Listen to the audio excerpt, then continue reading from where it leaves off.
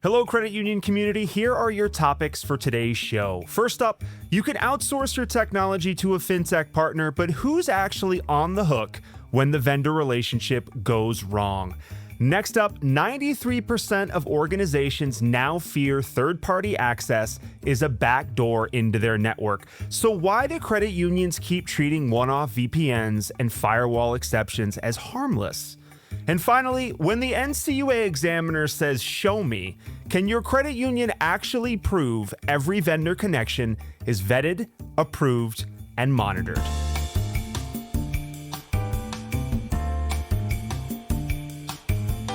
Welcome to Grow Your Credit Union, where credit union leaders come together, challenge old thinking, explore fresh ideas, and present solutions to industry obstacles. I am your host, Joshua Barkley. Before we begin today's show, I want to first mention our sponsor, Pure IT. They've helped over 170 credit, yes, 170, it's a lot of credit unions. They've helped them navigate technology with assessments, strategic advising, and managed IT services. You will learn more about Pure IT later in the show. Friendly reminder to all of you listening, if there is a topic you think we should cover on Grow Your Credit Union, send it to info@growyourcreditunion.com. If it's a fit for the show, we'll cover your topic in a future episode. Let's kick things off. Joining me today as my lovely guest is Trent Henson, CIO at Pure IT. Trent, what's going on, my man? Not a whole lot. And joining me today, he's an old friend. I think I interviewed him 3 years ago, which feels like 30 years ago. He is my guest co-host today, Kyle Stutzman, SVP of Product Strategy at Connective. Kyle, it's been a long time, my good man. How are you? It's great to see you. I'm doing well. Yeah, it's nice to be back. It's nice to have some conversations and talk about the industry again.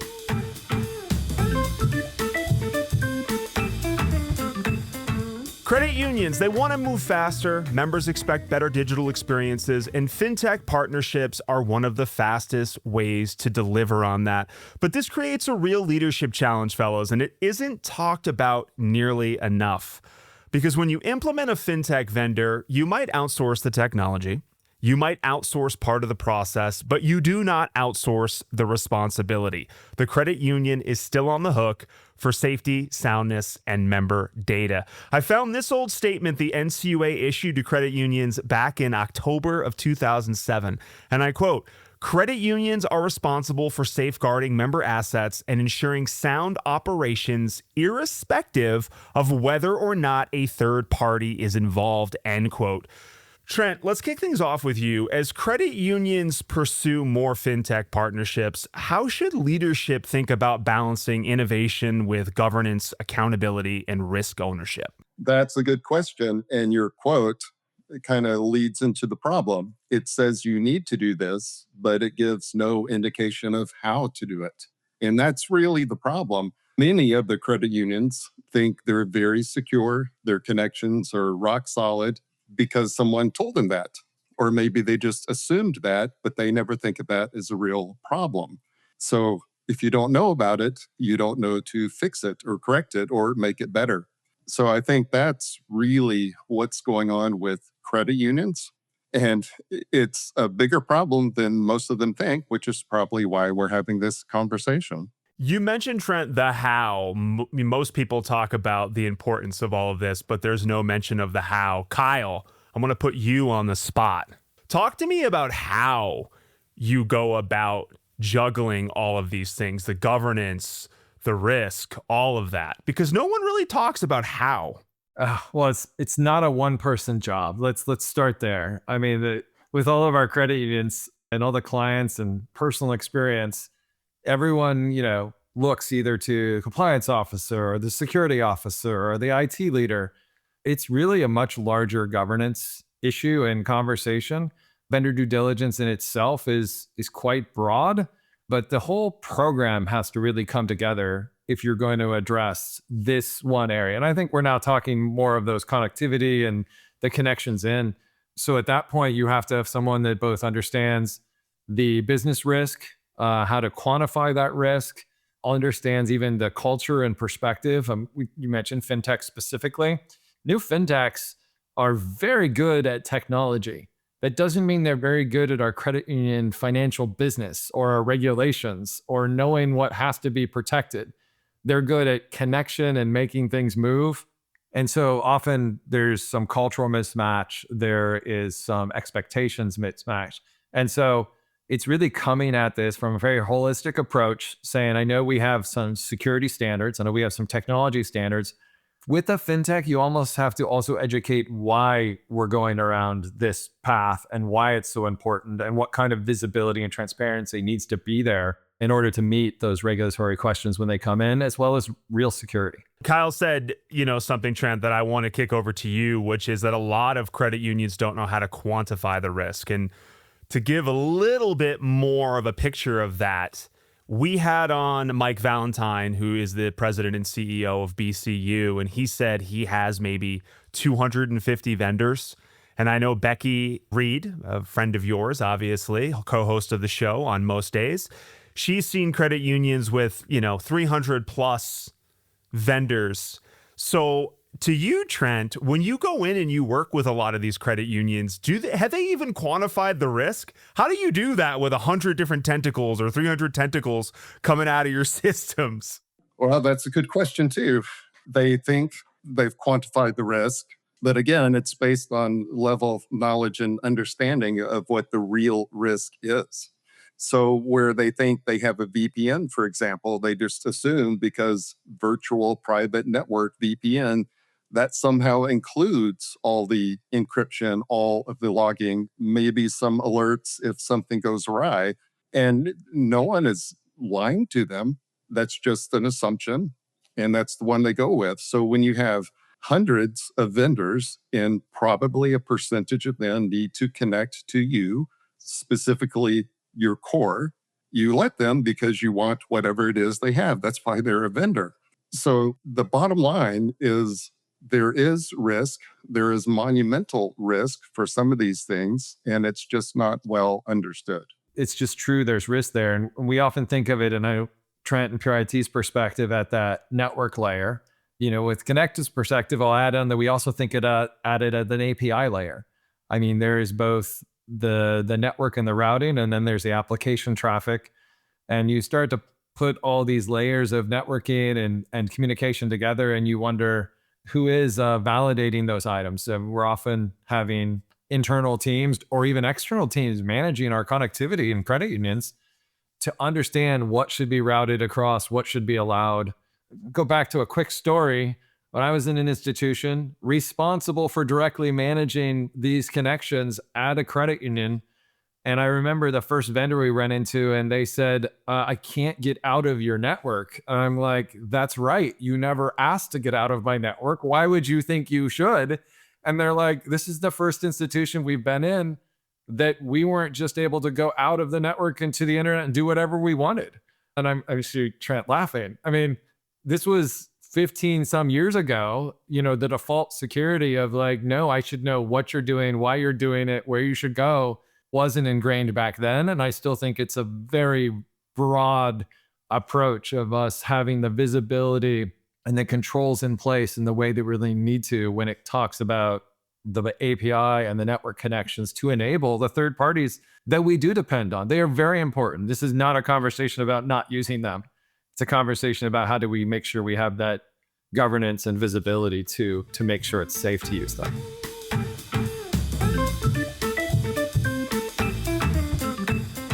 Every custom VPN tunnel, every temporary firewall exception, every ad hoc vendor connection is a door into the credit union's network. Individually, each of these things feels harmless and urgent. A vendor needs access today, so someone opens a path, right? So there's a lot of this going on right now, Trent, within credit unions. And from an executive and board perspective, help me understand, why are these one-off connectivity decisions often problematic? Well, I think the direct answer to your question is the board just wants to hear we're secure, we're safe, we're making our members happy, we're servicing our members. They don't really ask, how are we safe? They do the what and not the how. And that's just how boards work. There's not enough time. And if you put a packet together, someone in IT maybe covering all those options, send it to the board. I'm sad to say that most of it is either not read or just simply not understood because the IT group is writing in a very technical language. The board is like probably you and me, and they want to speak human. So there's a disconnect in the documentation that they read to approve something.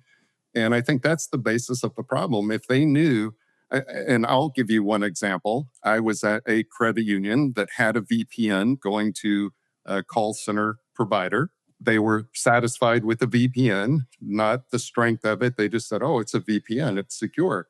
Well, we were there doing an assessment.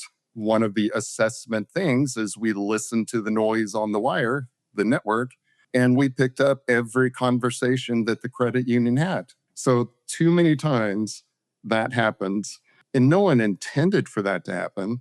They just didn't understand the how that went with their what. Kyle, yeah, that's first of all, Trent, you've got all those juicy, scary stories about how a lot of this stuff's not protected as well as it should be, and people are not aware. I think the people not being aware is a little scarier to me than the vulnerability itself, oftentimes. Kyle, Trent said something that really stood out to me, which is let's put aside the technological risk and talk a little bit about what you're seeing with communication. Because Trent mentioned that the board, this is not being communicated and documented properly. And would you kind of agree with Trent in terms of your experience going into credit unions? Is that one of the big failures of these one-off systems? They're problematic in and of themselves, but the lack of documentation and communication, would you say that's also massively a problem? Yeah, I mean, you state that well. It almost starts with the problem of just our internal communication. I mean, we have technical people in credit unions that are managing this, or a third party that's helping to manage security and communication, networking communication. But you're also communicating to an executive team and a board that probably isn't technical. And if they do have someone technical, it may be one person who everyone looks to on the board. And anytime there's a technical software or networking question, they all turn to the left and look at the one person to say, are we good? So it's not just a documentation and communication, but it's also how we document and communicate to a level that a business owner can understand, a business executive can understand.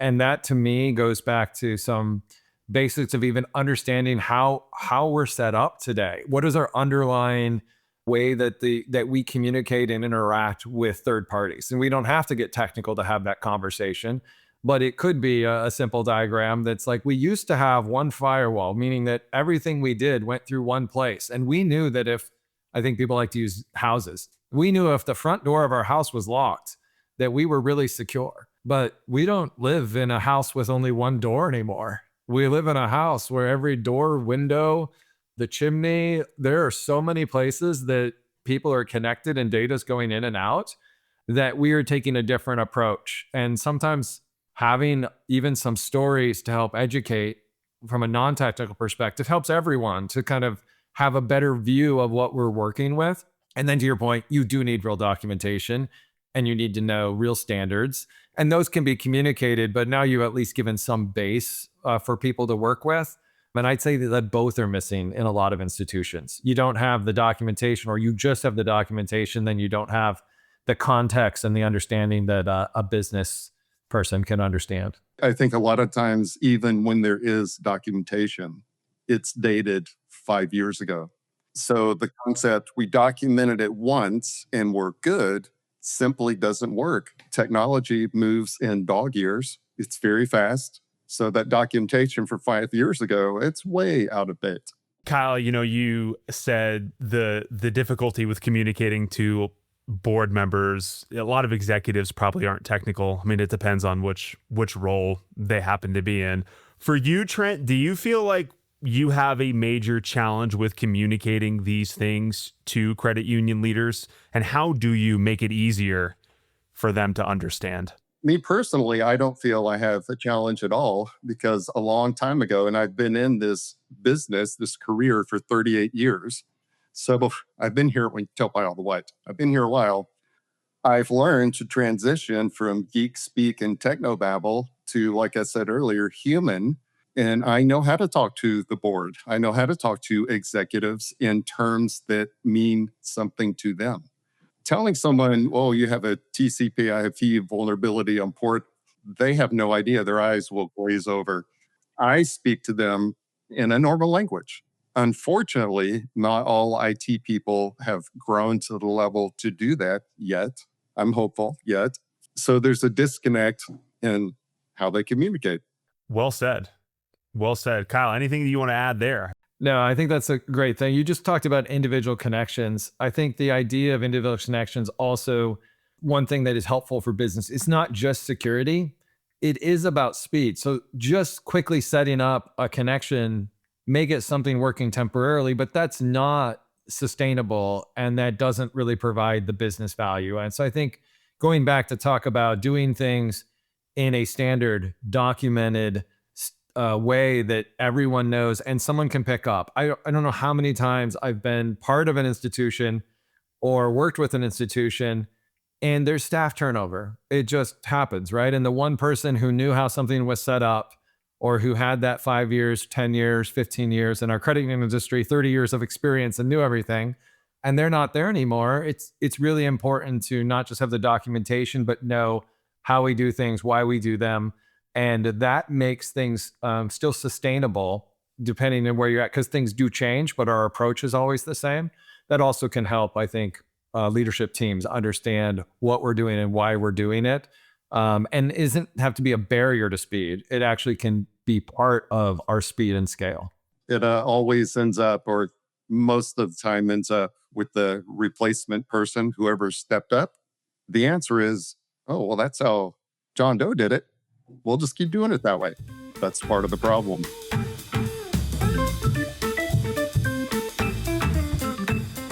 How well do you know your vendors, folks? When an NCUA examiner sits down, the question is not, do you trust your vendor? The question is, show me. Show me that you understand the risk before you sign the agreement. Show me that someone approved the connection. Show me that you know what access the vendor has, what data they can touch, how that access is monitored, and who owns the decision if something goes wrong. So you both know this, but examiners are not grading you on trust. They are grading you on evidence. And this is probably my favorite question of this entire episode. Trent, what kind of documentation, oversight, and evidence should credit union leaders expect to have in place to confidently defend third-party connectivity decisions? They should have documented and signed by more than one person all of their connectivity. Where do they come from? Where is it connecting to? What rules does it have to pass through the firewall to get there? How strong is the encryption?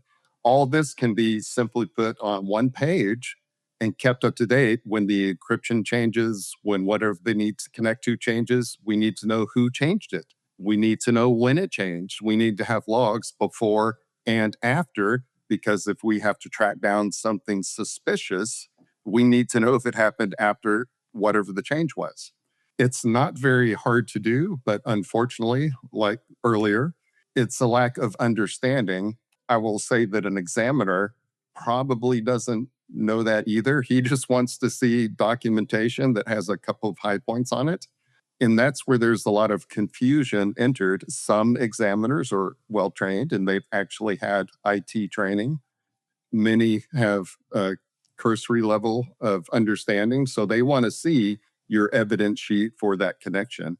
And if it has the vendor's name and that it's connecting to the core and someone signed it, that's probably okay. Another examiner may say, oh no, I need to know a lot more, because at the end of the day, they're connecting to your core where financial transactions happen, and the NCUA doesn't want to cover some huge cost because of a breach. They want to protect the money. Kyle, I'm going to pass this over to you. Same exact question. I'm a credit union leader. The examiners are coming. You have to help me gather evidence that proves that I am aware of the connectivity issues and I'm aware of my third-party vendors. What do I need? They're coming. What do I got to do? Unfortunately, the first answer is often they're not coming tomorrow, right? I mean, I need 2 weeks to help you out. That's the scary part of I think the reality throughout our institutions is that it's I'm going to have to go pull this information from so many places or give you the binder of things that were put together. And there's centralized security tools, SIMSOC sort of solutions that can gather some of this data if you're all feeding it to the right place. But Trent said it well about just a simple standard place where you're seeing a single form. But I don't personally think that it's best for that to be considered manually updated, right? If it's manual process, and in today's world, it's probably not going to be something that stays up to date and isn't up to date. But our systems today and the data sets are available to us that we should be having those things at our fingertips. If it's not a dashboard, if it's not automatically created for us, it's an automatic extract that can be done and put in front of everyone. Because I know the examiner's coming and I know that's important.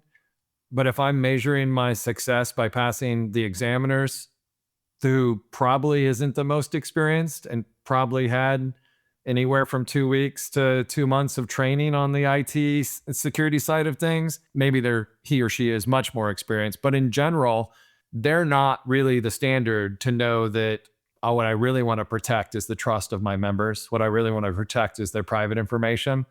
It's that I need these things all the time. And so you coming to me and needing to ask for that and me saying, I'm going to need 2+ weeks to get it to you is a red flag, is a concern. Like, I need to be able to have that and give it to you and to say, here's where I know all the connections are, which ones we decommissioned or which ones haven't had traffic. And so we turned them off. It's just, we have to really move to automation. And we have not just traditional tools and machine learning, but AI components that also help us gather and put these together if the solution we have doesn't offer it. But many solutions are getting to the point where they can give you that information. They can say, here's all the connections we have, and you're not spending the time on it. You actually get to spend the time on the important things, which is taking the next steps to secure something, to address a potential issue, not on gathering data just to meet an exam. Trent, I kind of want to move a little bit with this topic, shift it just ever so slightly, and just kind of mention that you've been in the space, both of you, much longer than myself. I've been around for 5 years, but I've seen in 5 years this shift between nobody talking about IT and cybersecurity to now all of a sudden you guys have become very sexy in the last 2 years in terms of publications writing about issues related to cybersecurity and so forth. So I'm wondering if both of you are seeing, we'll start with you, Trent, are you seeing more interest in these topics because of the AI deepfakes, the increased threats that are happening, all of this type of stuff? Do you think that has something to do with why you guys are now the sexy boys in town? I think it has a lot to do with it. Publications, TV, commercials, things that make the news cycle get people's attention. And deep fakes got a lot of people's attention. Even voice impersonation. AI can sound like a human, not just any human. It can sound like me or you.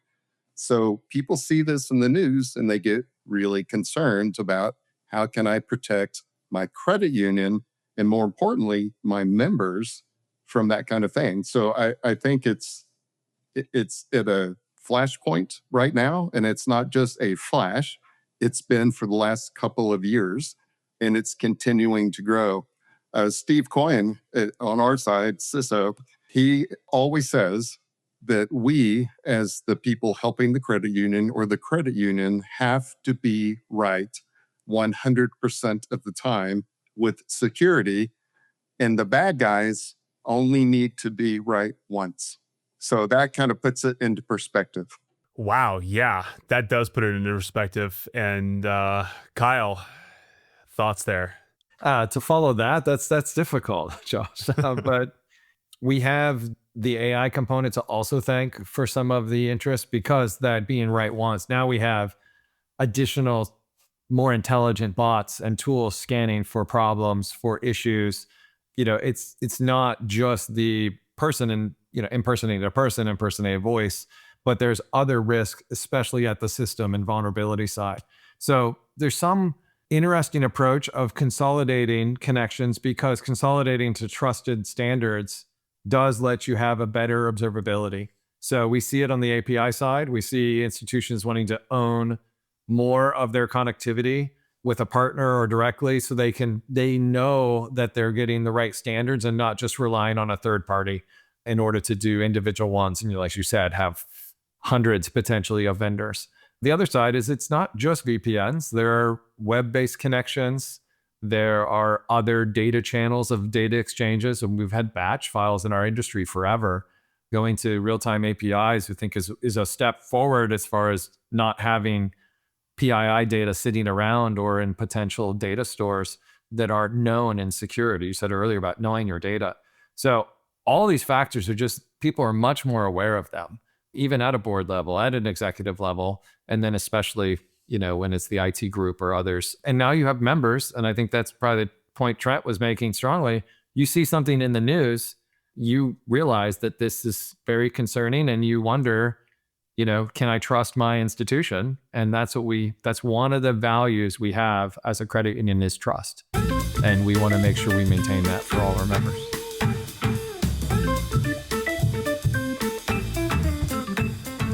Guys, we talked about a lot of things today, but really it comes down to credit unions with a lot of different vendors, a lot of different systems, a lot of different connections, a lot of vulnerabilities. Pure IT does have a solution called Pure Guardian. Trent, I want to kick things off with you. It's a really cool name, but what is Pure Guardian? What is Pure Guardian? Well, to make it very simple, it's a device that the credit union can put on their side that doesn't take any of their knowledge to configure. Anybody can plug it in, and it connects them to one or more fintechs securely. You hear that a lot, and that was part of this conversation. Oh, it's secure. I'm happy. I'm good. So because we have been asked to help so many credit unions with connectivity, one side, the vendor controls their side of it, credit union controls their side, fingers are always pointing at whose problem it is. We developed this product simply because everyone was having this problem. And we decided to put into it all the things that an examiner needs, that the board wants, the risk team sees. So a simple attestation report in English that everyone can understand can be generated at any time they want. And it's digitally signed. What that means is they can prove that the report they have in their hand is the same report that was issued when it first came out. So now we know no one has tampered with it, no one has changed anything, and we maintain chain of custody for that information. There's a lot more to it, but to make it simple, credit union can use it to bring in fintechs safely. But that documentation piece now, you kind of defend me from the examiner a little bit, no? I do, and we even have the ability for the examiner to log in directly for each credit union and look at anything they want. It's read-only, it's safe, but they can run the reports. They can look at attestation for 2 years ago if they want. So we made it so the examiners would be happy. Kyle, something that comes to mind with what Trent said about Pure Guardian, there's a couple phrases in the industry that you've heard them so many times, they make you a little sick. I got to talk about them with my therapist. I'm tired of talking about it, but time to value. When I think about all the vendors and I think about all the credit unions, we need time to value, time to value. Something like Pure Guardian is really helping with time to value, no? Because it seems like we could get up and running way quicker, right?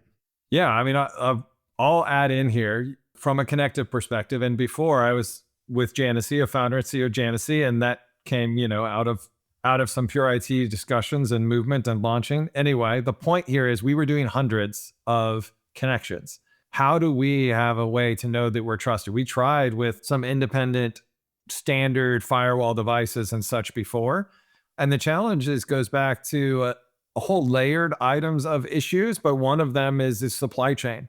One of the things we repeatedly get is how do you protect from supply chain concerns while also, to your point, time to value of being able to scale for at least one institution, but also for hundreds of institutions. And so we were looking for a solution, had gone, and Trent was developing this. We were early adopters of it at the time. And this is the solution that you know from ground up, the firmware, the software, everything's on it. So you know that layer of accountability and the supply chain is tracked and known. You also know exactly how the deployment happens in a way that is sustainable, repeatable, and as he said, auditable. So you see all these components. So you're able to take basically like a web form, fill in the information. We're happy with the idea. Doesn't it also have IP address conflicts, all this stuff? This is designed for the industry. And so it's a way when we're talking hundreds now, but we're now moving towards the thousands. We have a couple partners that are working with so many credit unions and some community banks, which we'll leave off to the side, but so many credit unions that they need to have a solution that you can go and put in and you're working on it within days or a week, not 2 months, and not struggling through it.